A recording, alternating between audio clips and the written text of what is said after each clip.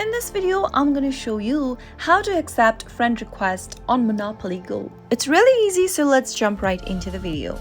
Open up your Monopoly Go application and make sure that you are logged into your account. Once you're inside the main homepage, tap on the friends icon at the bottom right hand corner. Under add friends, you should be able to see the request that you received and the suggested friends you can add on. To accept an invitation, tap the accept button in green right next to the invite you'd want to accept. Soon after you tap accept, the person will now be added on your friend list.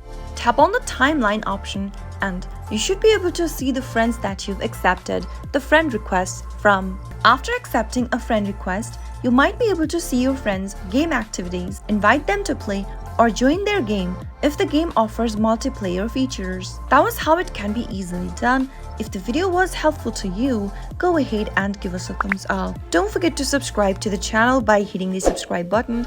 Also press the notification bell so that you'll never miss another upcoming upload from us. I'll be back soon with another tutorial video. Goodbye till then.